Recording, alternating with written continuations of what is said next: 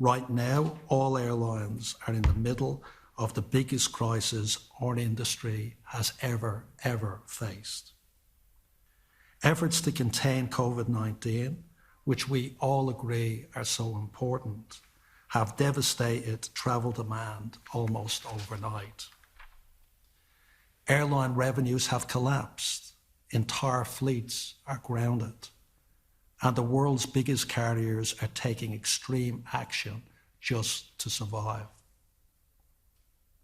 The Qantas Group entered this crisis in better shape than most. We used record profits to strengthen our balance sheet over the last few years. We built the leading full-service and low-fares airline in our home market. And we carved out a separate earnings stream with Qantas Loyalty. And this gives us some of the brightest prospects for recovery in the aviation industry. But this crisis has still hit us very hard.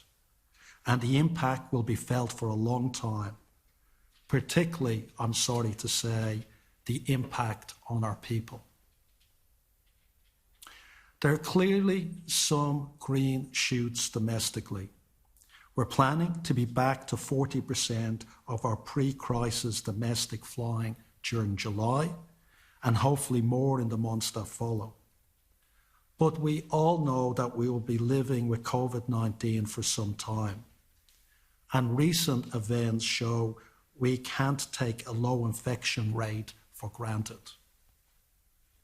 It is very clear that international travel is likely to be stalled for some considerable time.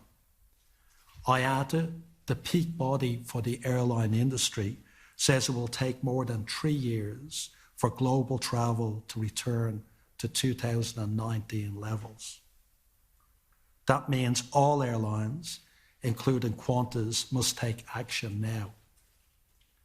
We have to position ourselves for several years where revenue will be much lower, and that means becoming a smaller airline in the short term.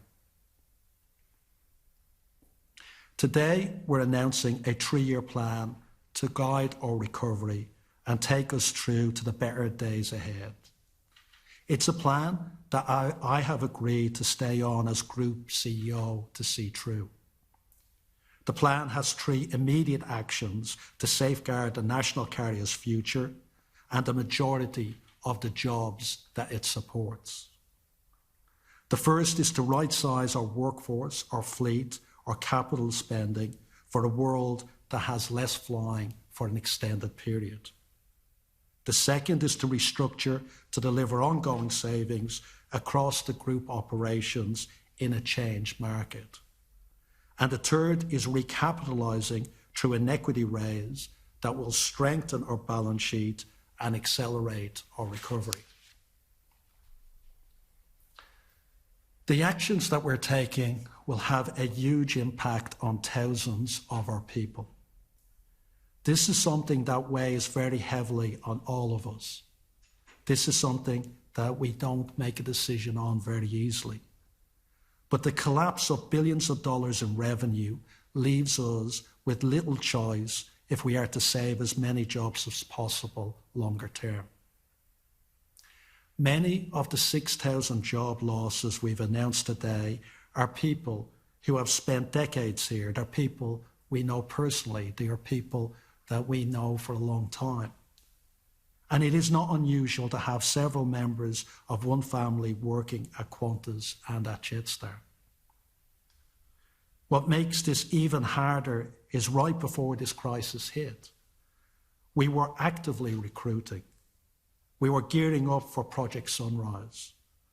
We were getting ready to take delivery of new aircraft, 787s and A320neos.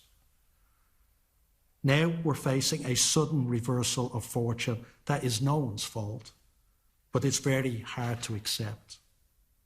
Across the world, airlines are shrinking by up to 50%.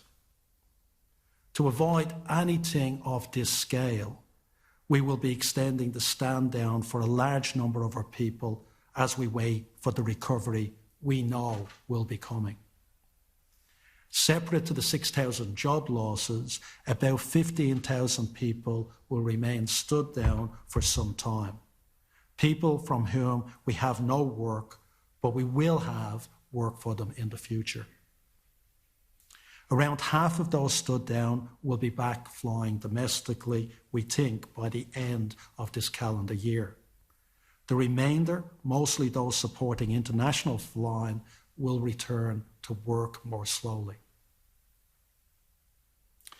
Thousands of Qantas and Jetstar people have already found secondary employment during their stand-down periods. And I'm literally getting feedback from their employers every other day about how positive they have and the contribution they've added to those businesses. We know our people are incredibly sought after. We know our people do an incredible job. And for many of our people on stand down, JobKeeper has made all the difference. We have had good discussions with the government about possibly extending JobKeeper or some other form of support for those in the aviation industry who will be stood down for an extended period. And I had a conversation with the Prime Minister and the Treasurer last night about that exact issue. We're also in dialogue with state and territory governments about their borders openings, because once that happens, we can get more of our people back to work.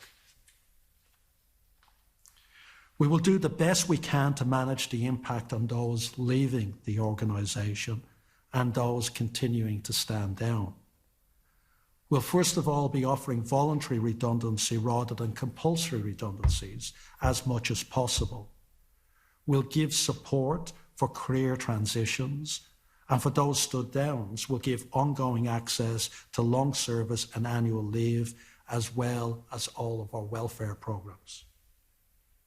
We will consult with the relevant unions over the coming days and weeks. And I think these unions are well aware of the challenges facing the industry, and I hope that they're ready to work with us to make the implementation of this as best and as efficient and focused on our people as possible. As I mentioned, the Qantas Group has extremely bright prospects for recovery. And the faster we recover, the sooner most of our people can get back to work. To help with this, we've announced an equity raising for the first time in a decade, which follows a long period of returning significant capital to our shareholders. The proceeds from this raising, up to $1.9 billion, will strengthen our balance sheet and accelerate our recovery.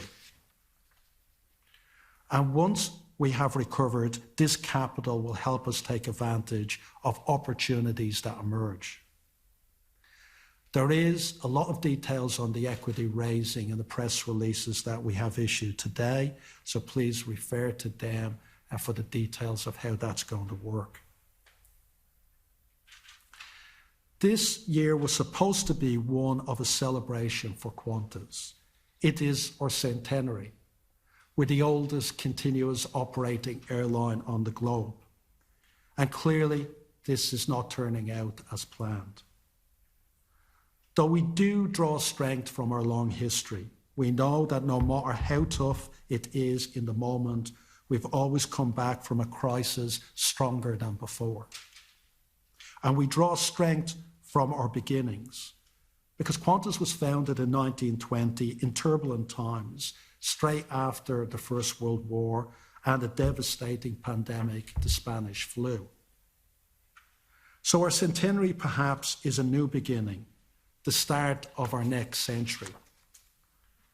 And while we have to make some painful decisions, we have to focus on that future. We know that flying will return, or people will be back in the skies. No aircraft will sit idle, and new ones will be arriving, including new ones for ultra-long-haul destinations. We're confident because we've been in tough spots before. In 2013, Qantas faced an uphill battle. The turnaround that followed set us up for years of growth, and was only derailed by COVID-19. We know this new plan gets us back on track, back to growth, back to profit, and back to pushing boundaries like things like Project Sunrise.